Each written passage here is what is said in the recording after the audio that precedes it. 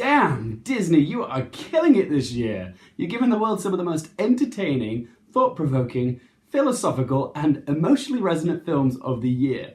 You made me empathize with a genocidal dictator about the universe's resources in Avengers Infinity War. You showed us the ugly truth of society by holding ourselves up to the screens that we're constantly hypnotized by in Incredibles 2. And now you've gone and shown us the value of friendship in the digital age with Ralph Breaks the Internet. And what's even more remarkable about all these films is they're all sequels. Boom! Disney is breaking the sequel stigma. Hey up, people of the internet. Today's film I'm going to be talking about is Ralph Breaks the Internet, the long-awaited and highly anticipated sequel to the 2012 film Wreck-It Ralph, which was directed by Rich Moore. And Rich Moore has teamed up with Phil Johnston to share directorial duties this time around. A lot has happened in the real world in the last 6 years, what with the exponential acceleration of technology and the internet. And Ralph Breaks the Internet acknowledges this because it's actually set 6 years after Wreck-It Ralph. And it ties in nicely to the film's themes because Ralph and Vanellope have been doing the exact same thing over and over again for the last 6 years. Each day is the same routine for them. They get up, they get played with on their games, and then they hang out together at night. Ralph loves this structure, but Vanellope starts questioning if there's more to life than playing the same racetracks over and over again, which she knows off by heart. She's really longing for more challenges in her life. And much like the dawn of the digital age presented to us a new and exciting world, the introduction of Wi-Fi to the arcade presents Vanellope with an exciting new world for her to explore on the internet. After the Sugar Rush racing wheel is broken, Vanellope and Ralph venture into the internet to try and purchase a new one off eBay. And of course, the vastness of the internet presents a few challenges as they try to make enough money to purchase the wheel by making viral videos that they can monetize, but it also shows Vanellope a potential new life in this online racing game called Slaughter Race. Guys, this film is smart. It may look like a fun family adventure film, which it is, but there's so many smart messages and lessons embedded into its story. What's surprising about this film is that there isn't really a villain this time. It's really a character study which takes a deeper look at the friendship between Ralph and Vanellope. Ralph loves his best friend so much to the point that he's overbearing, needy, and clingy. His insecurities literally manifest itself as this giant internet virus which, like the title of the film suggests, breaks the internet. It's just so intelligent with how layered it is with its metaphors. What this film has to say about friendship really hit me in the heart. Friendships do evolve and change, and there's a line of dialogue in this film that really stuck with me, which is said by Gal Gadot's racer character Shank, where she says, "There's no law saying best friends have to have the same dreams." And it's such sage wisdom. It's so relatable because I have very different dreams to my friends, and sometimes I worry that we're drifting apart or I'm going to lose them because I don't live in the same city as some of my closest friends, and yeah, it's normal to worry about these things. But like Shank says, friendships change constantly, but the good ones get stronger because of the change. It really got me. And yeah, I cried. There's also a very sad scene where Ralph reads the hurtful comments about himself online.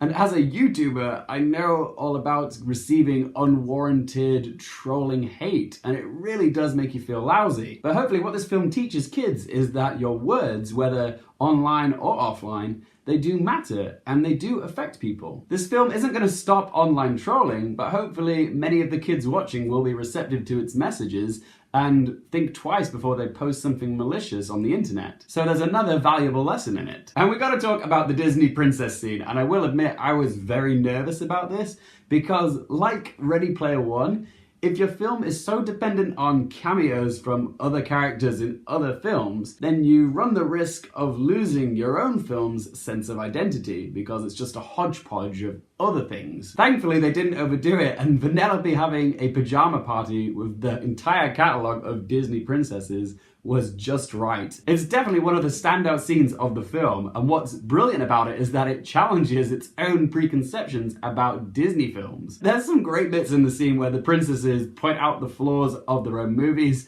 like how so many of the princesses like to stare at water and then burst into song? I never realized that until they pointed it out, and it was so true. Again, it's just so smart. It doesn't feel shallow because it actually adds something to the story and has something to say about the entire ethos of female Disney characters. And it's the same with the product placement. This film is saturated with advertisements for Google, Snapchat, Instagram, Pinterest, etc. But remarkably, it didn't anger me like the Emoji Movie did. And that's because the writers were clever enough to spend more time in fictional places that they had constructed, rather than shamelessly doing a level in like Candy Crush or Dance Dance Revolution. As for my negatives of the film, there are a few jokes which don't quite hit the mark. There's a lot of references to internet memes and viral videos of the past, which are already quite dated themselves, and won't do so well as this film ages. And we also do get a minor subplot where Felix and Calhoun adopt 15 of the Sugar Rush races, but as soon as Ralph and Vanellope go into the internet, that minor subplot is forgotten about. We don't really see them until the end of the film, and that's a bit of a shame because I really like Felix and Calhoun, two awesome characters in the first one, and they're just not used that much in this film, and I find that as a negative. And I guess my only other negative of this film is a nitpick, and that's that I wish they just named this film Ralph Wrecks the Internet rather than Ralph Breaks the Internet.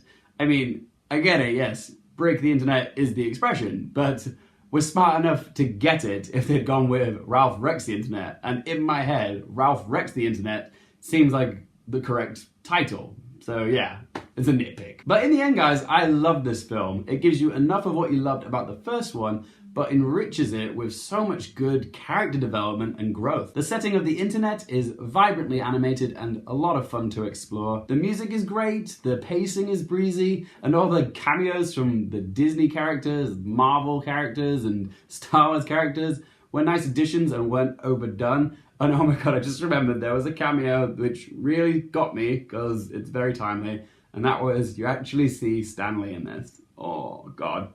Wasn't expecting that, but yeah, it hit me probably harder than they actually intended it to. The voice acting is awesome, and even though this is a family film, there's some great lessons and messages at its center. And I'm gonna say it, I honestly do think that Ralph Breaks the Internet is just as good as Wreck-It Ralph. Right, time to ask my 3 questions. Number 1, would I watch this again?